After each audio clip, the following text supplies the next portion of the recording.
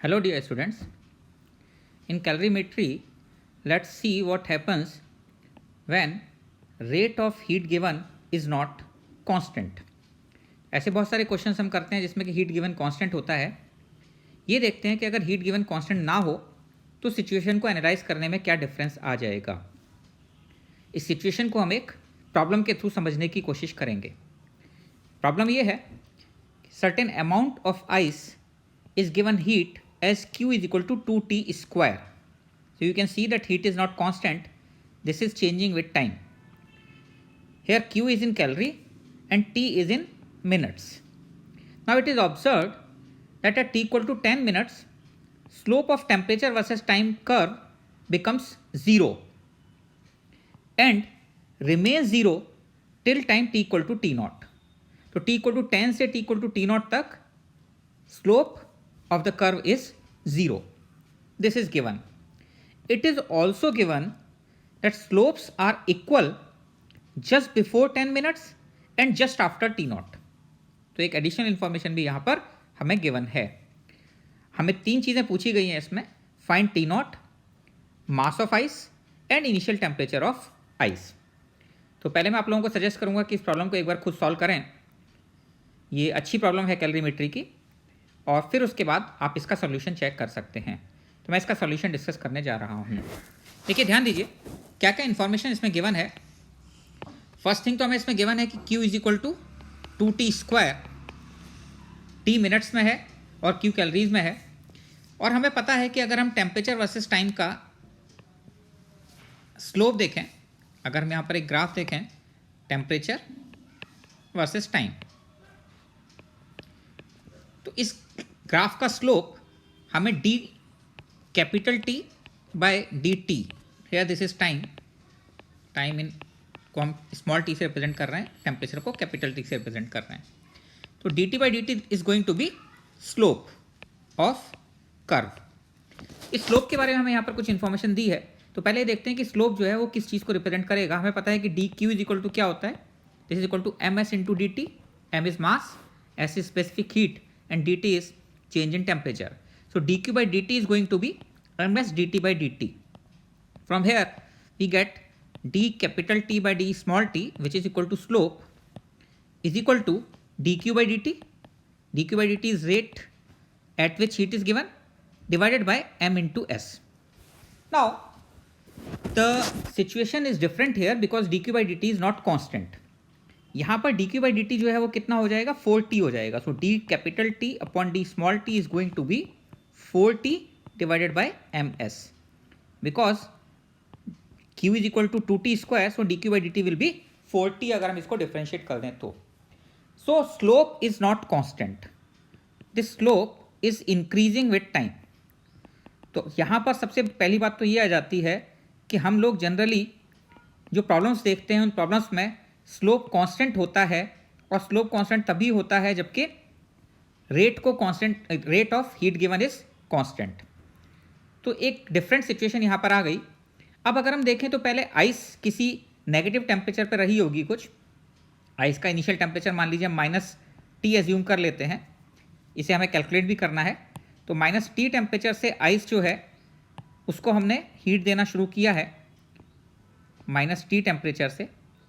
अब slope increase होता चला जाएगा और एट T इक्वल टू 0, जब टेम्परेचर T 0 डिग्री सेंटीग्रेड हो जाएगा तो उस टाइम पर आइस मेल्ट होना स्टार्ट हो जाएगी एंड स्लोप कांस्टेंट हो जाएगा।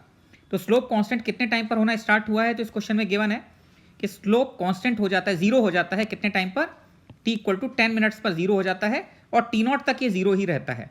इसका मतलब T इक्वल टू 10 मिनट से T equal to T naught तक जो भी हीट हम दे रहे हैं वो आइस को मेल्ट करने में जा रही है, टेम्परेचर इंक्रीज नहीं हो रहा है, स्टेट चेंज हो रही है। तो सबसे पहले हम यहाँ पर ये देखें कि अगर हम इस ग्राफ को बनाएं तो इनिशियली स्लोप इंक्रीज होते हुए बनाएंगे इसको, और at T equal to 10 minutes ये स्लोप कांस्टेंट हो जा रहा है, और कांस्टेंट रह के T equal to T naught तक ये स्लोप कांस्टेंट रह रहा है। T नॉट के बाद अगेन ये स्लोप फिर इंक्रीज होना शुरू हो जाएगा। तो ये आपकी वो स्टेट है जहां पर कि आइस है, ये आइस जो है उसका टेम्परेचर इंक्रीज हो रहा है, ये वाली स्टेट है जहाँ पर कि मेल्टिंग हो रही है, और इसके बाद जो है वो वाटर का टेम्परेचर इंक्रीज हो रहा है। इस पूरे प्रोसेस में मास तो कांस्टेंट ही रहेगा, मास चेंज नहीं होगा। तो अगर हम ये देखें कि t इक्वल टू 10 मिनट से लेकर t equal to t naught तक स्लोप कांस्टेंट है, अगर तो स्लोप कांस्टेंट अगर हम देखें तो पहले हो जाएगा ये 4 into 10 divided by mass of ice into S of ice, that will be equal to T naught पर स्लोप हो जाएगा just after T naught, this will be 4 into T naught upon mass of water into S of water. Mass तो हमें पता है कि change नहीं होगा पूरे प्रोसेस में, मास तो कांस्टेंट ही रहेगा, तो एम डब्ल्यू और एम आइस तो सेम ही रहने वाले हैं। 4 से 4 भी कैंसिल हो जा रहा है। यहाँ से हमारे पास ये इन्फॉर्मेशन आ जाएगी कि टी नॉट कितना होगा। तो 10 divided by S of ice आपको पता है 0.5 होता है इक्वल टू टी नॉट, और एस ऑफ वाटर 1 होता है। ये इन्फॉर्मेशन आपको पता होनी चाहिए, मैंने पहले भी डिस्कस किया था। यहाँ से आपका टी नॉट इक्वल टू कितना आ जाता है 20 मिनट्स। इसका मतलब ये हुआ कि 10 मिनट्स से लेकर 20 मिनट्स तक आइस मेल्ट हो रही है। तो फर्स्ट आंसर तो आपका आ जाता है t naught equal to 20 minutes. So from 10 minutes to 20 minutes अगर हम देखें, फ्रॉम 10 मिनट्स टू 20 मिनट्स, तो क्या हो रहा है 10 minutes to 20 minutes, ice melt हो रही है। इससे हम क्या कर सकते हैं, इससे हम ये कैलकुलेट कर सकते हैं कि आइस का मास कितना होना चाहिए, क्योंकि Q इक्वल टू हमें क्या गिवन है 2 इंटू टी स्क्वायर। तो इसका मतलब डेल्टा Q अगर हम देखें 10 मिनट से 20 मिनट तो कितना रहा होगा 2 इंटू 20 स्क्वायर, 20 मिनट्स तक कितनी हीट दी होगी माइनस 2 इंटू 10 स्क्वायर, ये 10 मिनट्स तक हीट होगी। और इनका जो डिफरेंस होगा ये किस में जा रहा होगा, m into L, mass of ice into L of latent heat of fusion. और लेटेंट हीट ऑफ फ्यूजन हम लोगों को पता है कितना होता है 80 कैलोरी पर ग्राम होता है, तो m ऑफ आइस इंटू 80। इससे हमारे पास मास ऑफ आइस आ जाएगा that is equal to 2 into 400 minus 100 is 300 हो जाएगा, 20 स्क्वायर इज 400, 10 स्क्वायर इज 100, तो 2 into 300 divided by 80, and this comes out to be 30 divided by 4, that is 7.5 gram. तो एक आपका आंसर ये आ जाता है कि आइस का हमने कितना वेट लिया होगा, 7.5 ग्राम आइस का वेट रहा होगा। थर्ड चीज़ ये आती है कि आइस का इनिशियल टेम्परेचर कितना था। तो from t equal to 0 to t equal to 10 minutes temperature of ice increases और फाइनली इट बिकम्स 0। तो हम ये कह सकते हैं कि Q जो है डेल्टा Q कितना रहा होगा 2 इंटू 10 स्क्वायर माइनस 0, इतनी हीट से आइस का टेम्परेचर माइनस टी से कितना पहुंच गया है 0 डिग्री पहुंच गया है। तो that is equal to M W S W into final temperature 0 minus initial temperature minus T.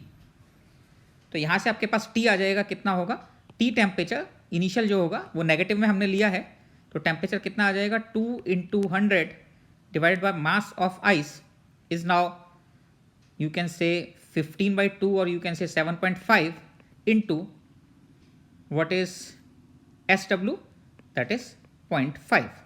तो इसको अगर आप सॉल्व करते हैं तो ये आपके पास 160/3 डिग्री सेंटीग्रेड आ जाएगा। सो इनिशियल टेम्परेचर आंसर क्या हो जाएगा कि इनिशियल टेम्परेचर कितना था -160 डिवाइडेड बाई 3, क्योंकि ऑलरेडी हमने टी को नेगेटिव ले लिया था इसलिए टी पॉजिटिव साइन के साथ आ रहा है। तो ये आपके पास तीनों आंसर हो जाते हैं। तो इस प्रॉब्लम में मैंने आपको ये समझाने की कोशिश की कि अगर rate of heat given is not constant then what happens. I hope आपको क्लियर हो गया होगा।